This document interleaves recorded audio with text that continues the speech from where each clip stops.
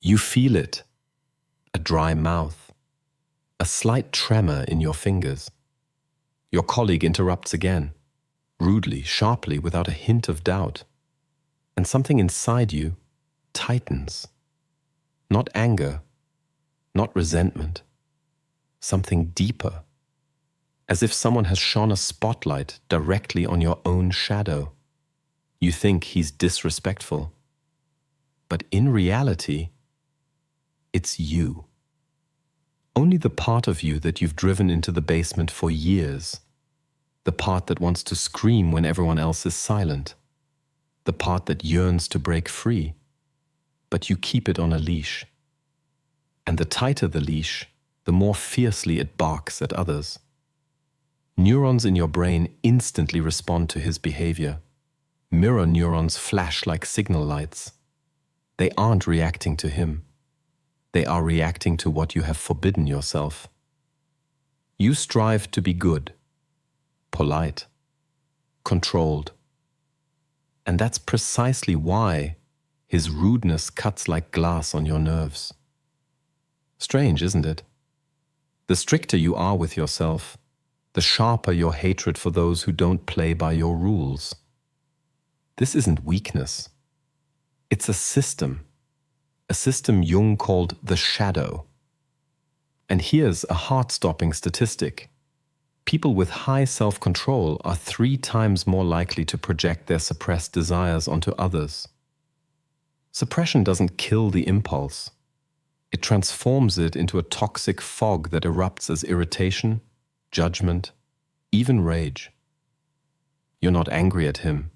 You're afraid to admit that a part of you wants to be just like him. Uninhibited, unmasked, unafraid. But stop. Take a breath. Imagine. Your shadow isn't a monster. It's your forgotten voice. The one that knows what you truly want. The energy you call dirty is actually fuel. And by the end of this journey, you'll learn not to fight it, but to listen. In irrational disgust, in a sudden burst of anger, in a recurring dream where you're running, but your legs won't obey. This isn't chaos. It's a signal. The shadow is knocking, not to destroy, to restore your wholeness, not perfection. Wholeness. And then the world will stop being a mirror of your fears and become a reflection of your strength. Ready? Imagine a 5-year-old boy. He stands in the nursery, fists clenched, trembling all over. His older brother snatched his toy car, the one with blue wheels that he treasured. The boy screams, not out of malice, out of pain. But in the doorway stands his mother, her voice, even and icy. Real boys don't get angry. It's shameful. He freezes. The anger gets stuck in his throat, a dry, hot lump. He swallows. And from that moment, he starts building a prison.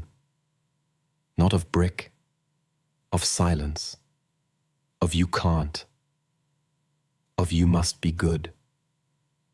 Years later, in a conference room, a colleague makes a comment, without malice, almost in passing. But your body remembers. Your neck tenses. Your palms sweat. Your heart pounds in your temples. You don't understand why it hurts so much. After all, they're just words. But the shadow remembers. The very one that's been in the basement since you were 5. It's not evil. It's just hungry. Hungry for recognition. Do you feel it? The shadow isn't born from darkness. It forms from the light you were forbidden to emit. Don't cry. You're weak. Don't be greedy. You're selfish. Don't shout. You're rude.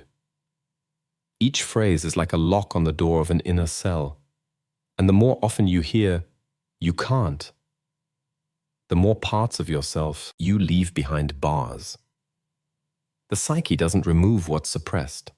It hides it, archives it, labels it dangerous. Do not open. But the body remembers. It stores everything. In tense shoulders, in held breath, in that very lump in your throat that returns every time the world demands you be polite. Imagine your shadow isn't foreign. It's your child, the one who was silenced. And it's still waiting for you to say, you have the right to be angry. You have the right to want. You have the right to be. But here's the paradox. The longer you ignore it, the louder it knocks. Not on your door, but on the faces of others. You get annoyed at aggressive people because inside you lives a boy who was forbidden to defend his toy car. You despise selfish people because you weren't allowed to say, I need something too. The shadow doesn't seek revenge. It projects. And more than 70% of your recurring conflicts aren't about others. They're about you, about the part you never embraced. Look here. When you see a rude person in your colleague, a selfish person in your neighbor, a lazy person in your friend, ask yourself, where did I forbid this in myself? Because the subconscious doesn't make mistakes. It shows you a mirror. Only you think you're looking outwards. Remember this moment. The shadow isn't an enemy. It's your first, most honest voice. And it's still waiting for you to stop being afraid of it and start listening. She couldn't calmly listen to someone lie. Even a small lie. I'll be 5 minutes late. When in reality she was an hour late. Caused her physical revulsion. Her stomach clenched. Her temples throbbed. She considered lying a betrayal. A weakness. But one day a friend asked, do you never lie yourself? She answered quickly, of course not. But in the same second, she remembered telling her boss the report was ready, even though it was unfinished. Or telling her mother, everything's fine. When inside there was emptiness and fear. She brushed it off. It wasn't lying. It was politeness, self-preservation. But why then did someone else's lie grate on her nerves like glass? Because her shadow, the one that knows how to conceal the truth, was looking at her through the eyes of others. And she couldn't stand it. Do you feel it? Projection isn't a mistake. It's a defense. The brain expels the unacceptable from itself and pins it on someone else. I am honest, meaning lies cannot be mine. Therefore, they are yours. Mirror neurons at this moment aren't just observing. They are flaring up, like an alarm. They recognize in another's behavior a forbidden impulse within you. And the body responds. Rapid pulse, dry mouth, tension between the shoulder blades. You don't see his lie. You recognize your own. Imagine the brain is like a border guard. Anything that doesn't pass the I am good censorship is sent into exile. But exiles don't disappear. They hide in others. And every time you see a liar, an egoist, a coward, it's not a diagnosis for them. It's a cry from your shadow. I'm here. And this is where it gets interesting. More than 70% of recurring conflicts aren't about others. They're about you.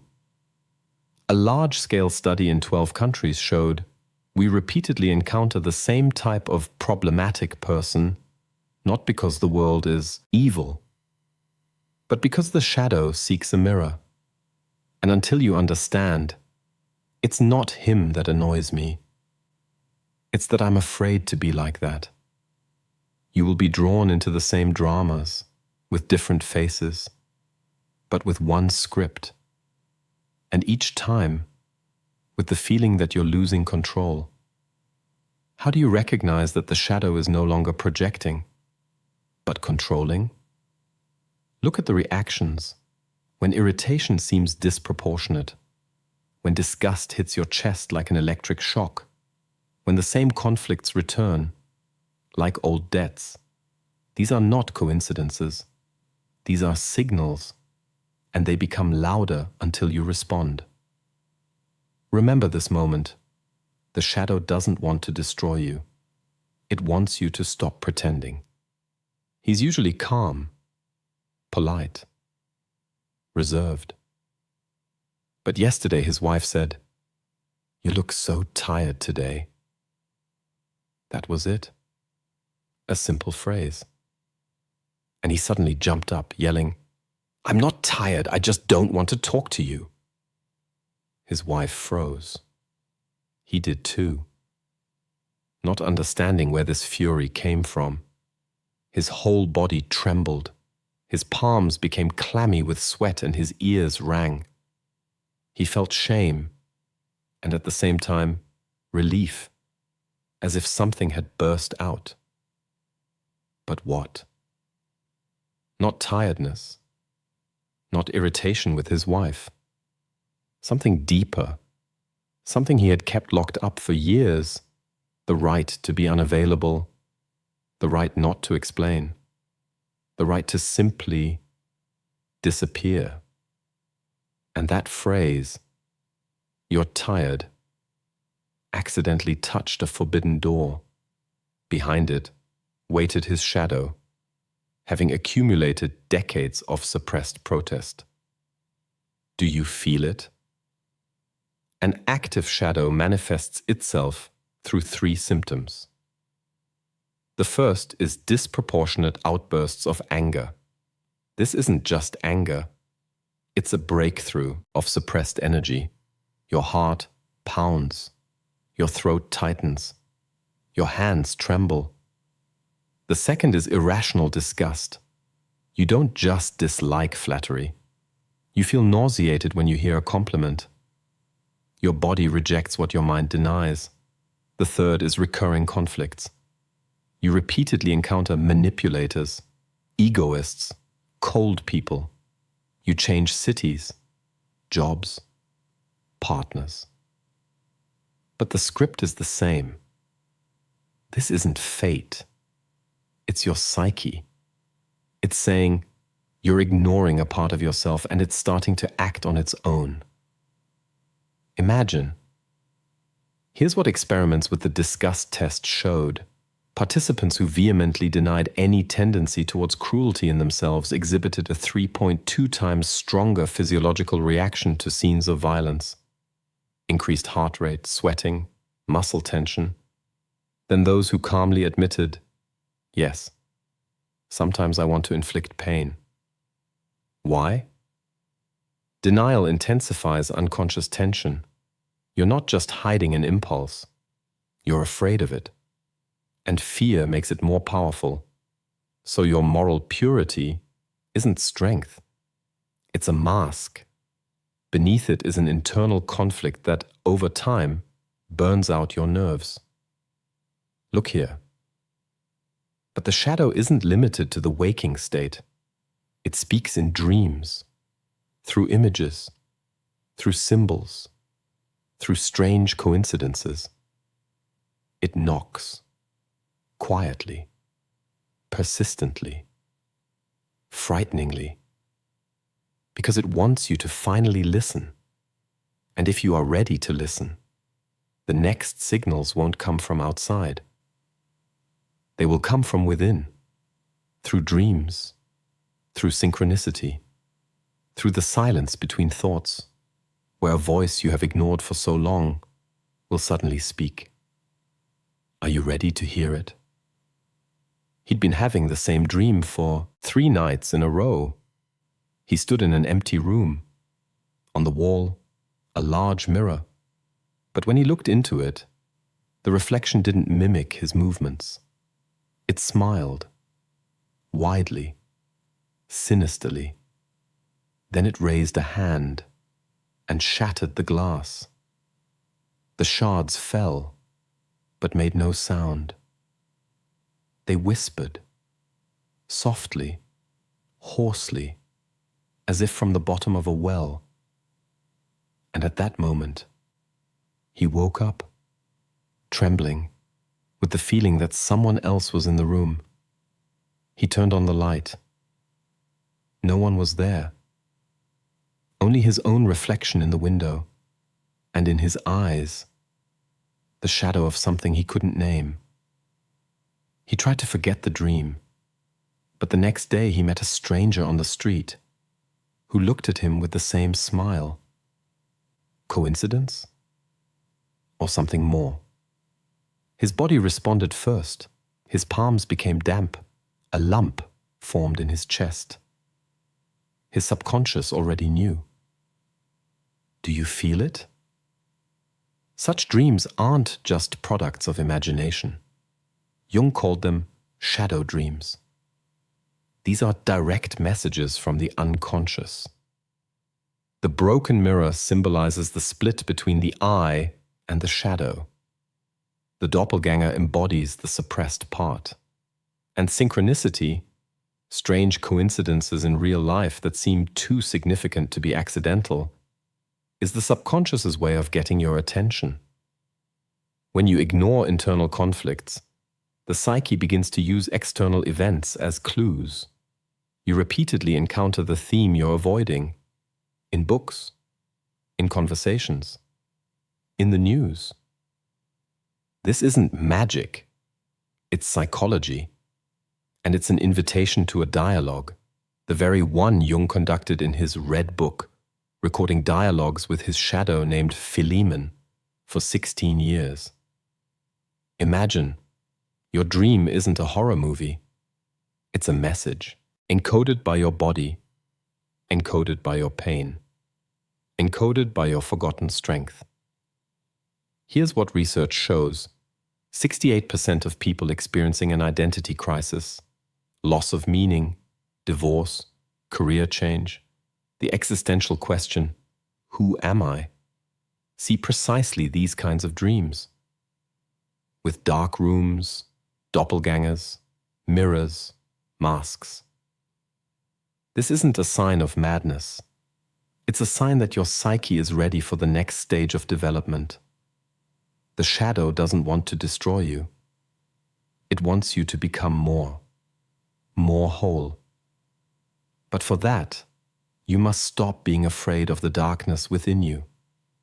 Because it is in this darkness that your suppressed talents, unused strength, and forgotten sincerity are hidden. Look here. And now comes the moment of choice.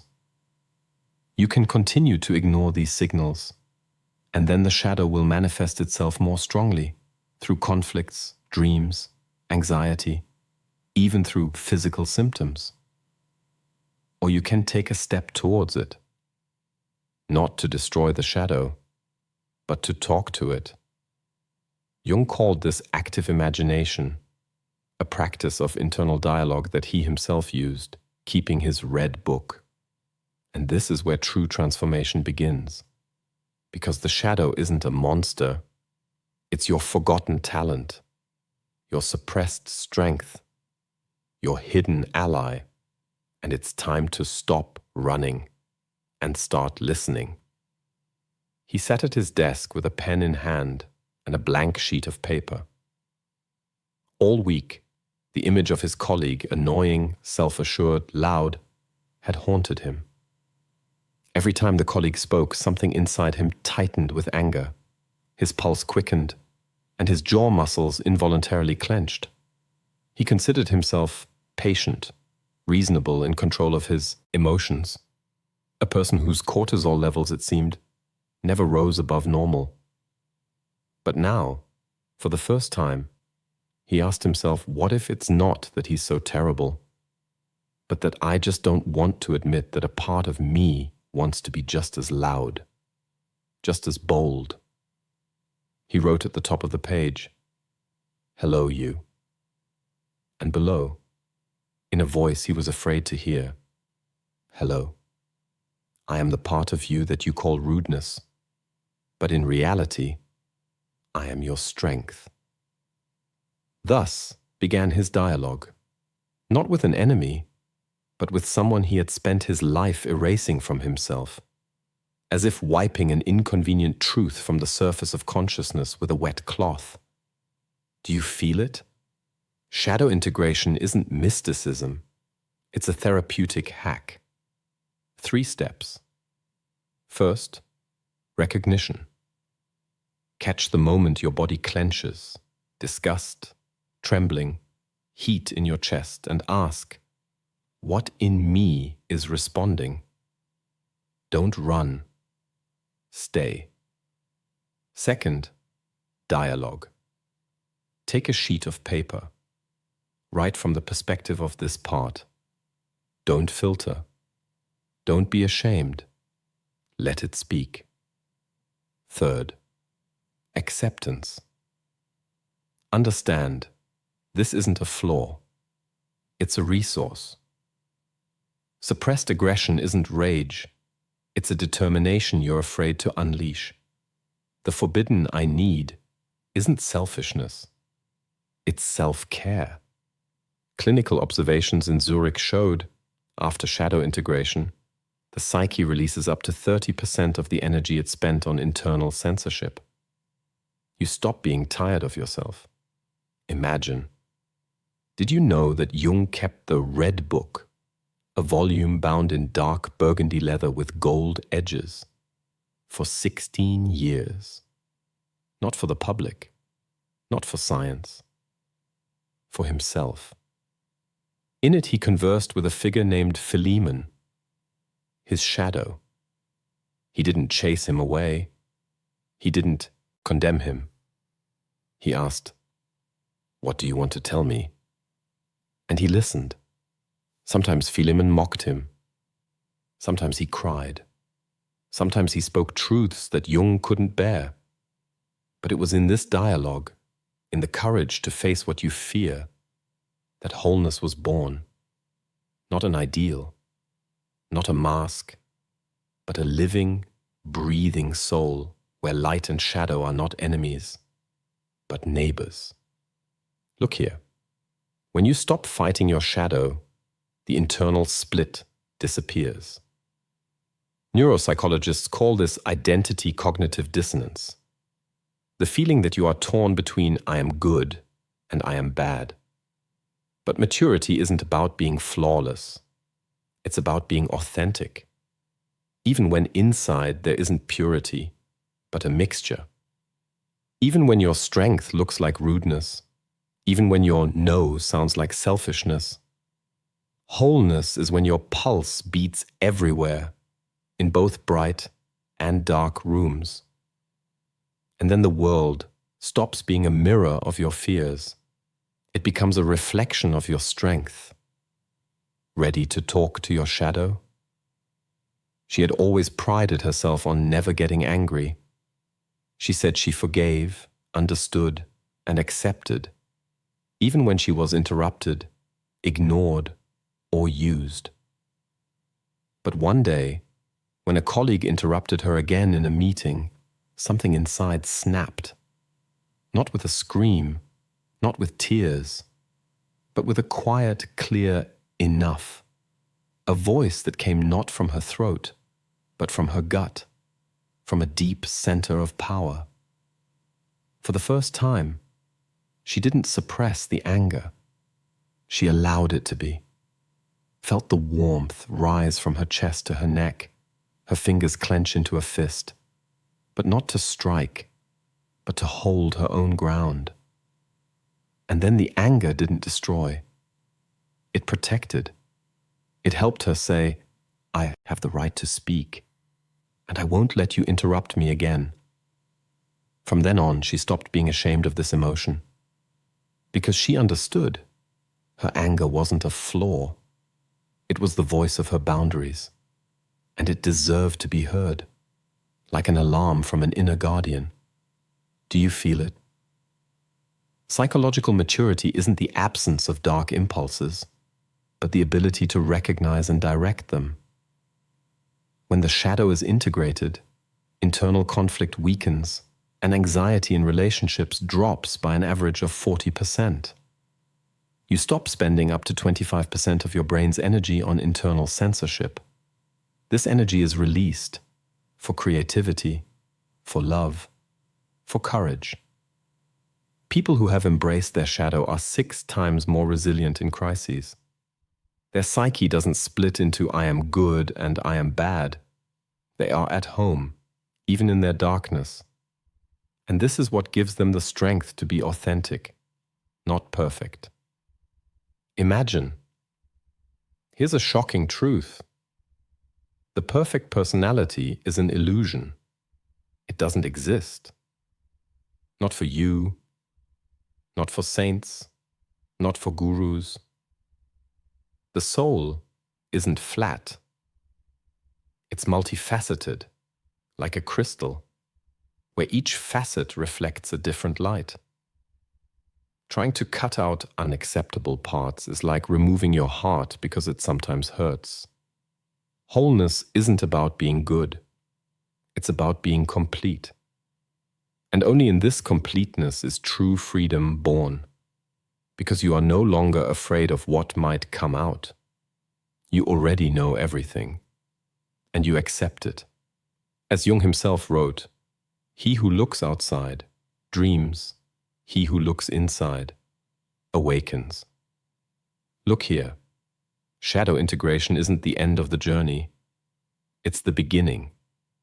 The beginning of a life without the mask of I'm always positive or I'm morally pure, where you don't see your exiles in others, but take responsibility for yourself, calmly, consciously, wholly, where darkness doesn't frighten but nourishes, because it hides the energy you called dirty.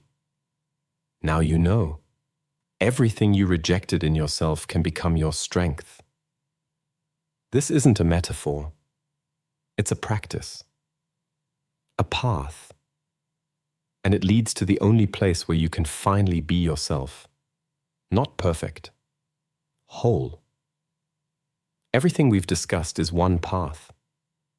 It begins in childhood. Don't be angry. Don't be greedy. Don't show fear. These phrases don't disappear. They go inward and become the shadow, an archive of everything you've cut out of yourself. Then it comes out, not as a ghost, as a mirror. You see rudeness in a colleague, and the tremor in your palms betrays you. You hear a lie, and your stomach clenches like a fist. It's not him. It's you. The one who was silenced at 5 years old. Studies confirm more than 70% of recurring conflicts are projection, not the fault of another. An echo of your suppressed self. And furthermore, 68% of people in an identity crisis see shadow dreams, broken mirrors, doppelgangers, dark rooms. These aren't nightmares, they are invitations. Invitations to return to yourself, wholly. Remember that colleague, the one whose behavior grated on your nerves like glass? Before you thought, he's rude. Now you know. He's a messenger. He carries a part of you that you buried under layers of I am good. And in this moment, not tomorrow, not after coffee, you stop shrinking. You breathe in, and you look at him without fear, without judgment, with a quiet acknowledgement, you are mine. And then something breaks, not in you, in the system. The internal war ceases. The energy you spent on suppression returns, like a river breaking free from a canal. You are no longer tired of yourself. Darkness isn't an enemy. It's an unread chapter. We're afraid to touch our rage, greed, selfishness, as if they're a disease. But in reality, they're fuel. Rage is a boundary. Greed is value. Selfishness is an affirmation. I exist. And when you stop being afraid, you discover the shadow isn't a monster. It's a prophet. It doesn't shout to break. It whispers to restore. Wholeness isn't an ideal. It's the pulse that beats everywhere, even in the darkness. And now, right now, a question for you. Will you continue to hide your shadow, or will you talk to it? Not tomorrow, not when it gets easier, but now. While the text is still warm, grab a pen, open a notebook, write, "Hello you," and wait. Don't think. Don't filter. Just listen. What will the silence answer?